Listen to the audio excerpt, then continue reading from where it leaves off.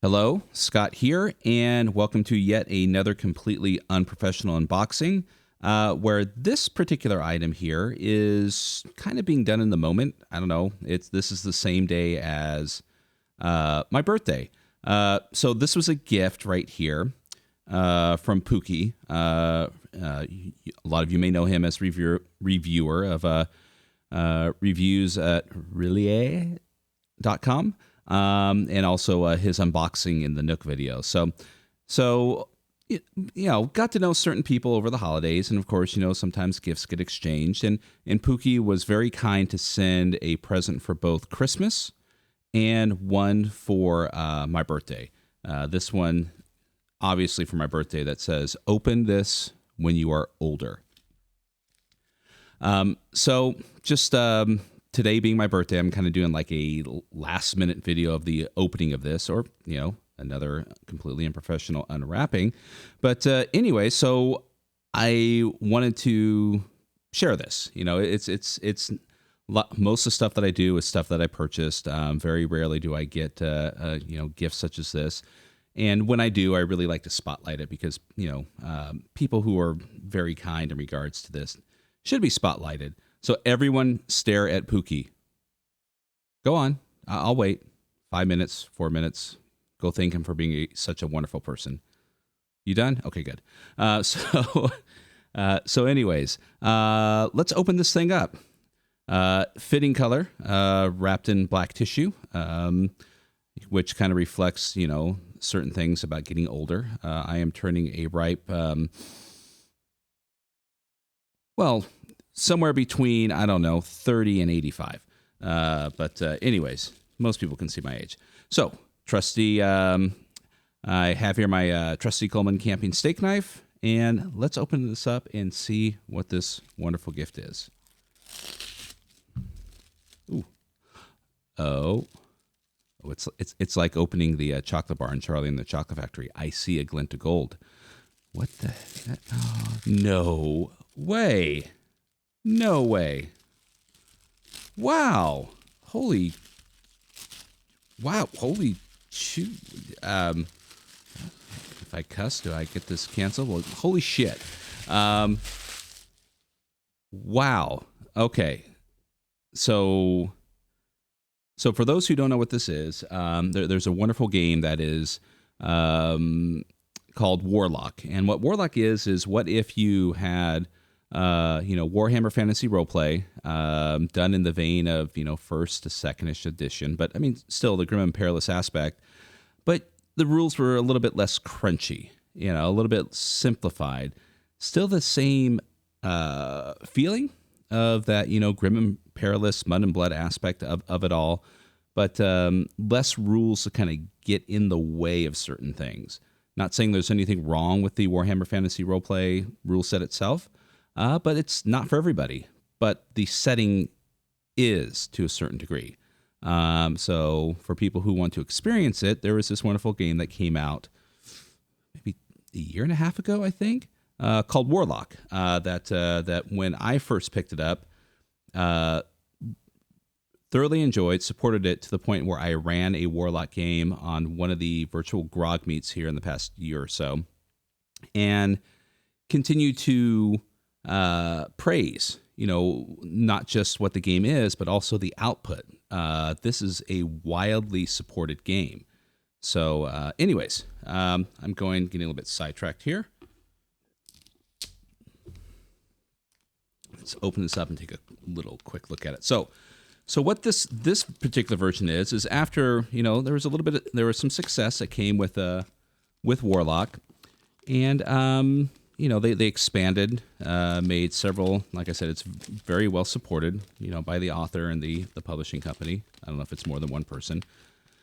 Along with the wonderful artwork and everything that's involved with it. But I think he had gathered enough, a nice, good fan base, had produced a significant amount of content to allow him to do a special edition, which was not readily available, limited in how many that he did. And they had presented itself for sale here in the States at the Exalted Funeral website. The problem is, there was only 20 or so in stock, so it was kind of first come, first serve. And the other issue is, and, I don't want to, pee on anyone's parade or anything, but one of the things that I find difficult dealing with limited items such as that done through a site like Exalted Funeral is when you purchase an item and it goes into your shopping cart, there's no timer effect where it will block it from availability in the database. Essentially, at least the last time that I dealt with something like this, you don't own it until you actually complete your purchase, which to me seems to be a bit of bullshit. So I've mentioned that before, and obviously things like that do fall on deaf ears, and all I'm doing is ranting about it. But to be fair, it's when you're dealing with online shopping carts, it shouldn't be it should be pulled from inventory or at least blocked with a timer until said purchase occurs, or it doesn't, then it returns to inventory. Making it readily available until the moment that you click purchase. Yeah, that's going to create a lot of issues. But anyways, I digress. Big time. Sorry, it's my birthday. I'm allowed to. So Warlock, Black Edition. Wow, just it's one of those covers where you're just gonna it feels good. Wonderful image on the front there, and there's the map of the Evening Lands. Yep. So yeah, so this is definitely, yes, here we are. 184, only 200. Wow, even a smaller inventory than I thought it was. So I'm not going to go into too many details of what Warlock is. You get the gist of it. And I believe in this particular edition, it includes everything that you would get in the core rules, along with maybe a couple other things, maybe some adventures. Gazetteer and whatnot. But also with some added artwork and I believe some minor changes. I would have to double check. So, but yeah, so here's an example that kind of like what I said. What Warlock is. It's a rules light role playing game that aims to emulate the feeling of old school British tabletop games of wondrous and fantastical adventure.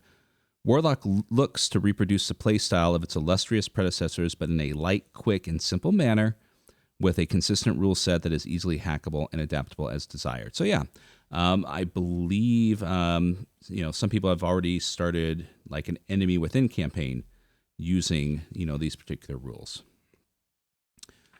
Yeah, so already right out the gate, I already think that there's I can see maybe newer artwork. The layout, I think the layout is obviously different, but it is a beautiful book. So yeah, so like, those familiar with Warhammer, there's going to be a large amount of career paths and whatnot. Oh, ribbon number 1. And similar in vein, which, nothing wrong with that. We all know there's other games out there that emulate and borrow from Warhammer. So there's nothing wrong with having similar things, regardless of the rule set. And let's see here. So we're just going to do a little flip through. Yep. Even more career paths. Dealing with combat. Yeah, this is just a beautiful book. Bestiary. Bestiary with artwork for each one. I don't remember if that was the case in the original one, but that's always nice. And I'm going to just take a moment. I hope his name is up here. Yeah, so the artist for this, Mustafa Bakir, I believe is the primary one who's did quite a bit of the wonderful artwork for this book, but interior illustrations by Carlos Castillo and Mustafa Bakir. I mean, just fantastic. Both of them, the black and white nature of the artwork, just the look and the style, just very, throws you back to, the old school black and white aesthetic, but, a little bit better looking than some of the other ones, for sure. All right, so some Game Master rules.